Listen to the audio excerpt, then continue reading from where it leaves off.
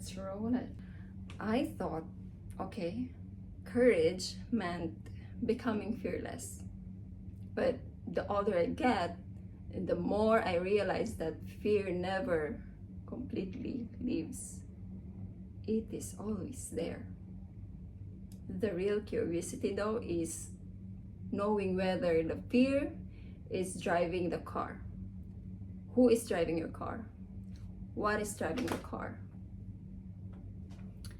This is Don Angela. Welcome back to my channel.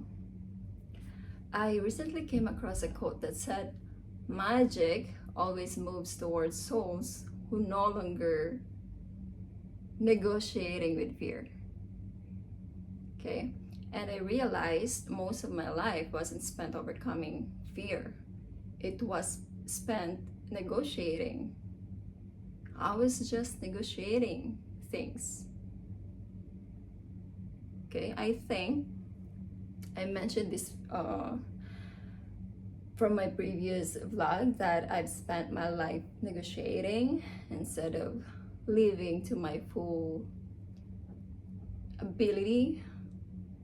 Okay, negotiating, not defeating it, not transcending it, just negotiating. For example, saying to myself, can I post this video if nobody judged me? Can I pursue my dream if I know it will work? Those questions. Can I be seen if everyone approves? Okay, you know, those kind of negotiation. It feels as if fear always wanted a contract with me. And what's sad is that I signed up for it. I signed it in. I subscribed for it, but subscription has a cost, you know, and it cost me my life spent in nuances. The strange thing about fear is that it really tells us to stop, and it almost never tells us to stop. Instead, it postpones our goals. Oh, I'll do that tomorrow. I can start next month, right? We do things after we are ready, after we are healed, and after we are confident. But when are we gonna be confident? When are we gonna have proofs? And years can disappear inside those negotiations, and that's sad. Right? What philosophy has taught me is that freedom doesn't begin when fear disappears. Freedom begins when fear is no longer the decision maker.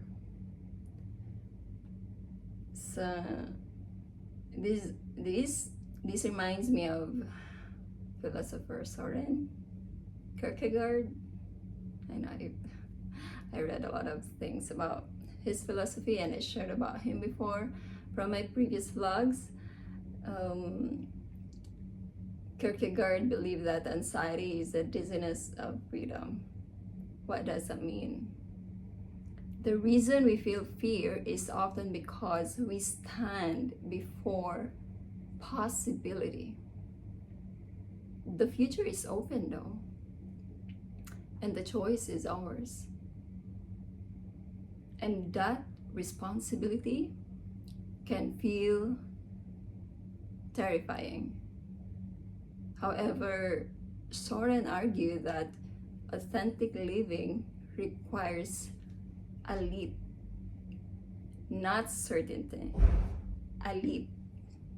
Okay, not because you know what's on the other side. We don't know what's going to happen tomorrow or later, but because you simply choose, right? And I think that's where the magic begins, when you finally stop negotiating with fears and just do it. It's not even a supernatural magic. It is the magic of your becoming.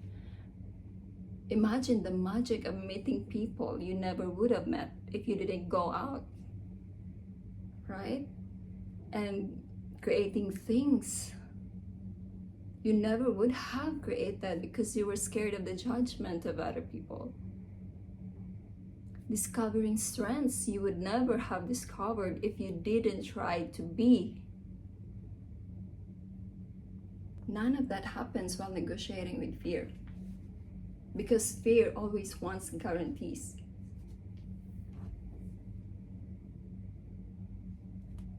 What we can realize though is that life never gives them. We can also talk about the philosophy of Nietzsche.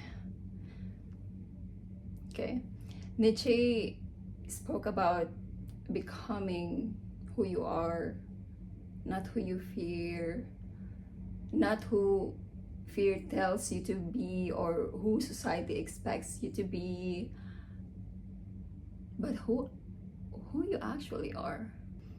And becoming that person requires walking through uncertainty. We often hear that change is the most constant thing in the world, and I can add to say that so does uncertainty, and so does miracles, and so does magic. There is no map, there is no approval letter, there is no permission slip. Only a courage to move, to do, to act.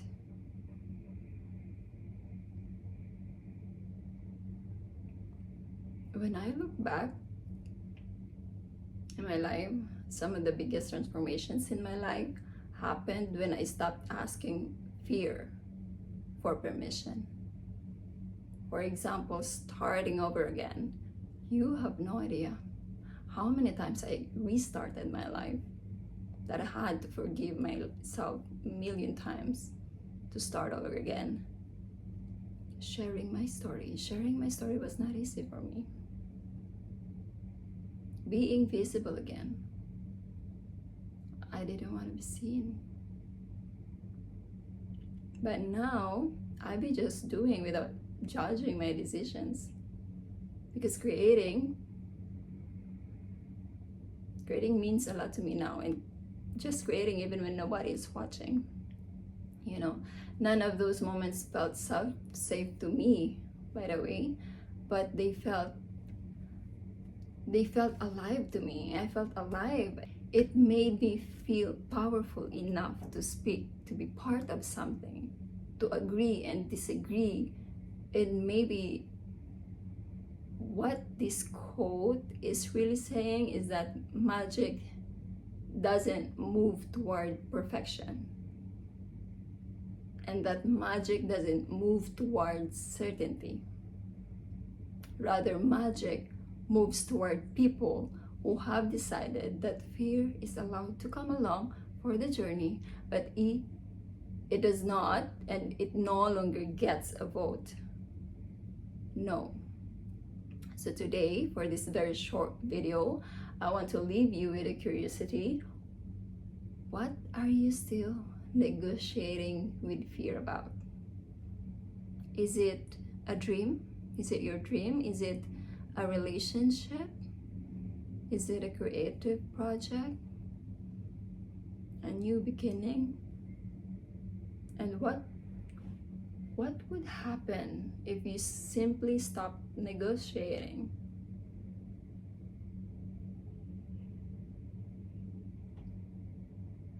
Because what if the magic you're waiting for isn't waiting for the perfect moment? Because that's what I felt it is. It's just waiting for your decision.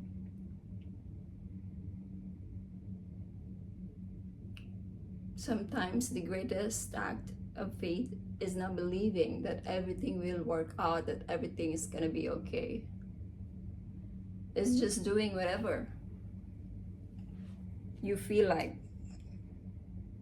doing in a way that is not harmful to other people. Simply moving in a way. You don't have to overthink. You don't have to think twice. think twice. Anyway, that would be all for this video, and I gotta go.